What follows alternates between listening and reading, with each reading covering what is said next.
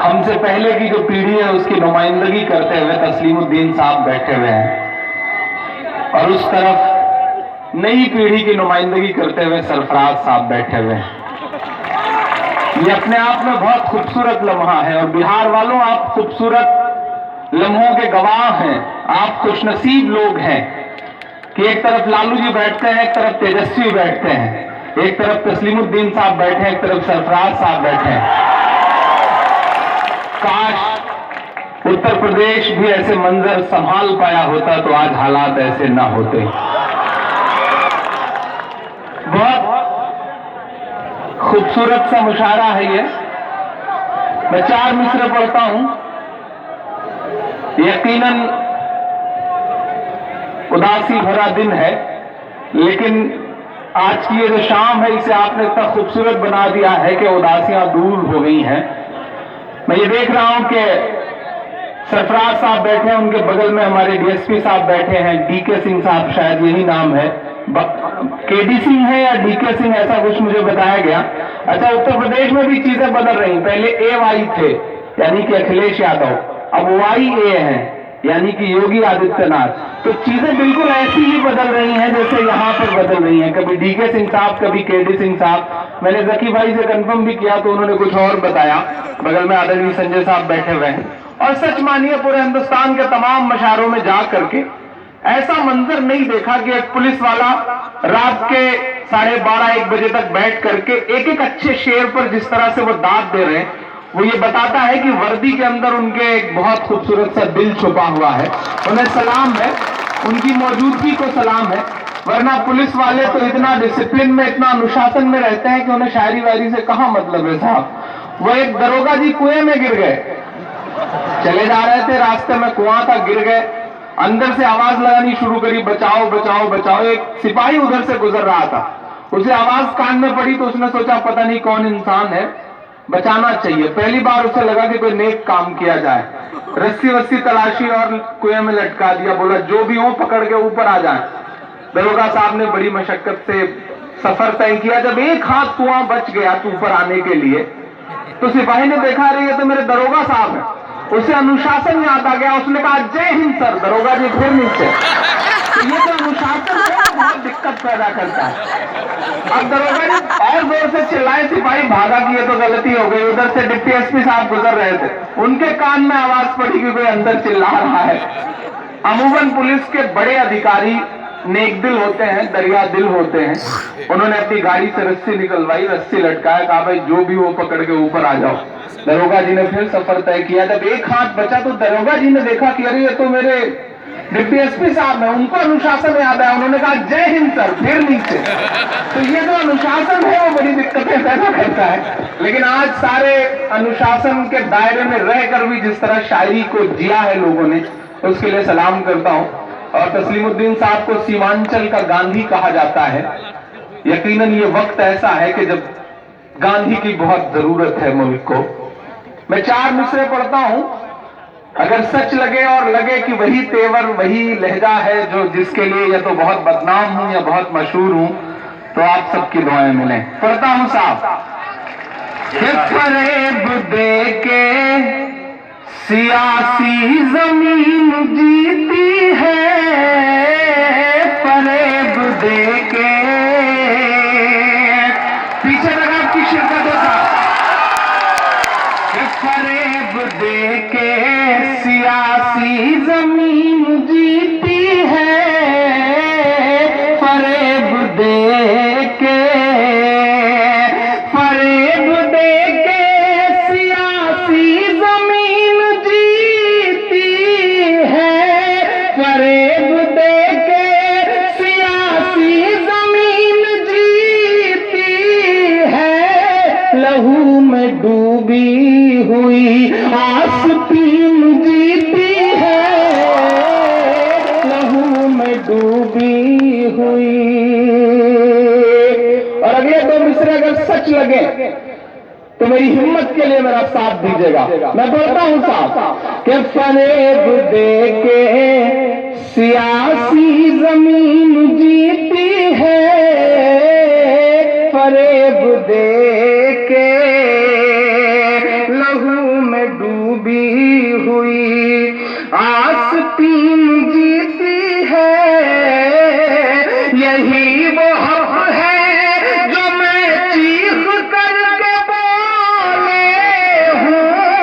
यही वो हक है, यही वो हक है जो मैं चीख करके बोले हूँ। चुनाव तुम नहीं जीते मशीन जीती है, चुनाव तुम नहीं जीते मशीन जीती है, चुनाव तुम नहीं।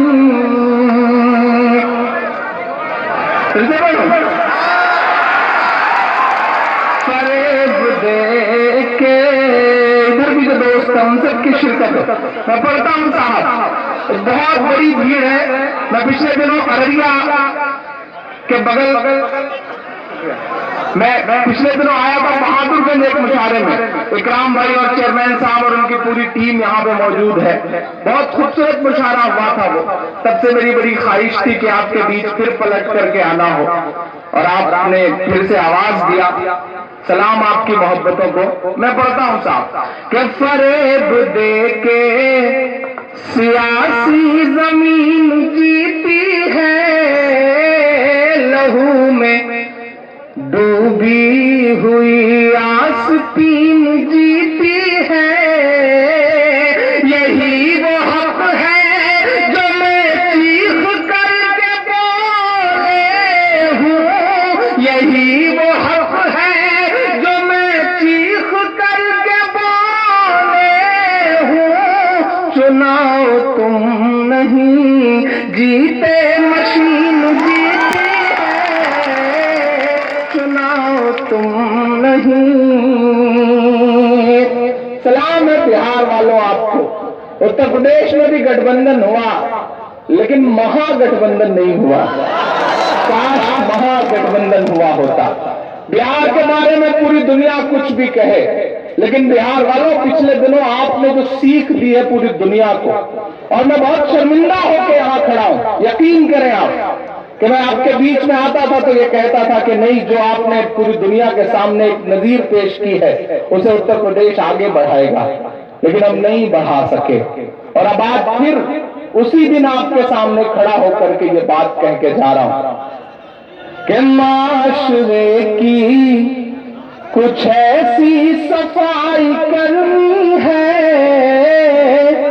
माशरे की।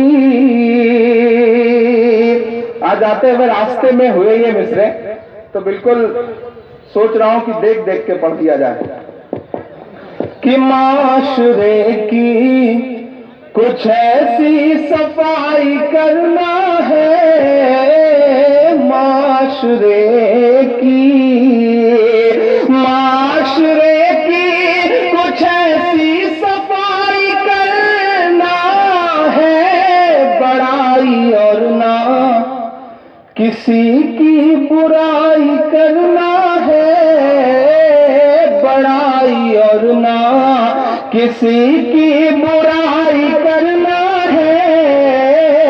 निजात नफरत से इस मुल्क को दिलाने को,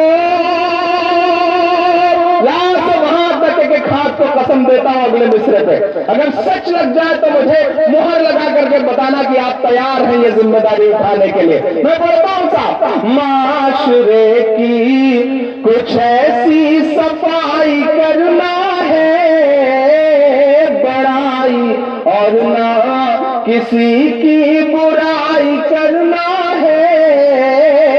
निजात नफरत से इस मुल्क को दिलाने को, बिहार वालों तुम्हें रहनुमाई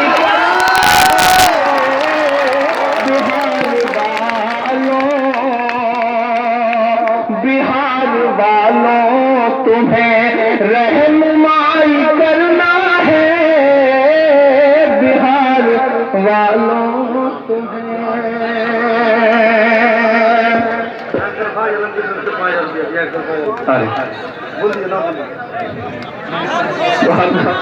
बहुत शुक्रिया।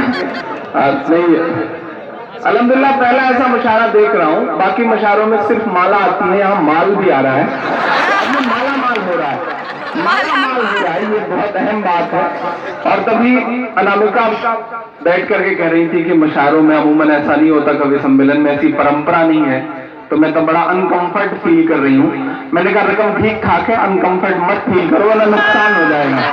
तो ये बहुत खूबसूरत लम्हा है इस मुशायरे का। सच है कि ऐसा नहीं होता है, लेकिन हम तो बच्चे हैं, हमें तो चॉकलेट खाने के लिए रख लेना चाहिए, बड़ों को सोचना चाहिए। मैं पढ़ता हूँ, दुआएं मांगता हूँ।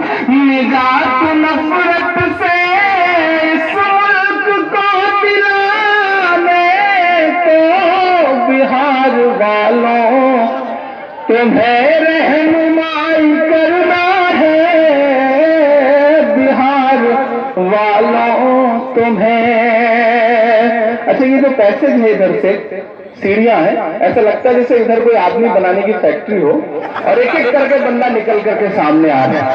और बुजुर्ग भी जिस शिद्दत के साथ इस मुशायरे को सुन रहे हैं, सलाम बिहार के बुजुर्गों को।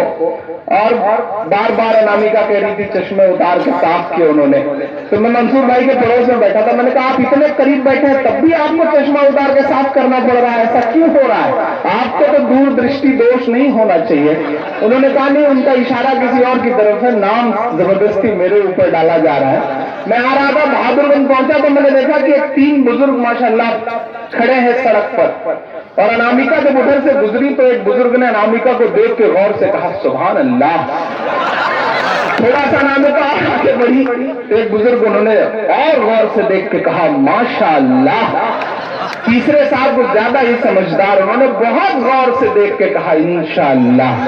मुझे इंशाअल्लाह वाला एहसास है, वो कमाल है साहब। इस शहर और इस एतराफ के लोगों को सलाम करता हूँ, यहाँ के नौजवान और यहाँ के बुजुर्ग। मौलाना साहब भी, एक नौजवान लड़के ने मौलाना साहब के पास जाके कहा कि मौलाना साहब अगर किसी गैर महरम औरत को गौर से देख लिया जाए तो क्या वजू टूट सकता है? तो मौलाना साहब ने कहा बेटा वजू टूटे ना टूटे, हड्डी जरूर टूट सकती है, ये ख्याल रखना।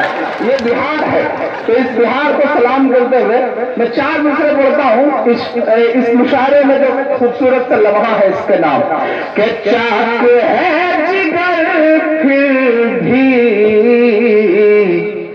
आए हैं रफू करके।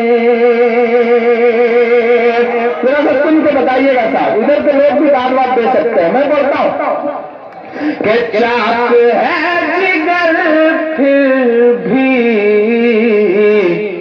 आए हैं रफू करके, जाएंगे हकीकत से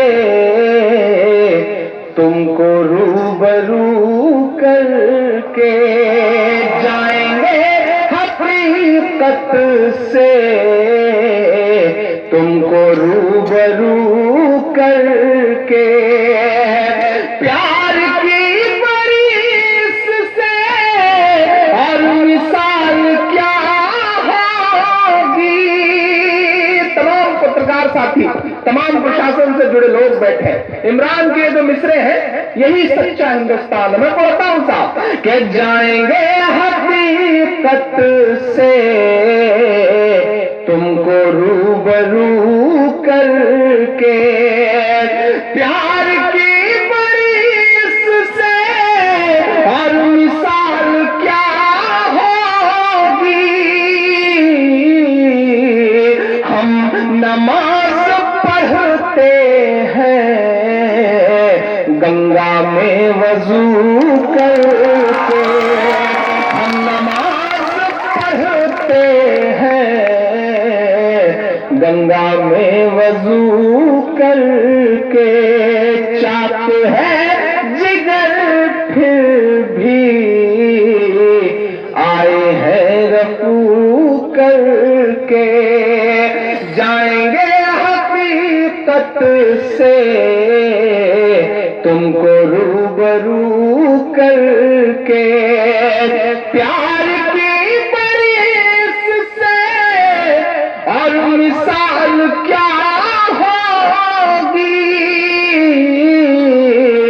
हम नमाज पढ़ते हैं गंगा में वजू करके। बहुत शुक्रिया, बहुत मोहब्बत है। हमारी आंखें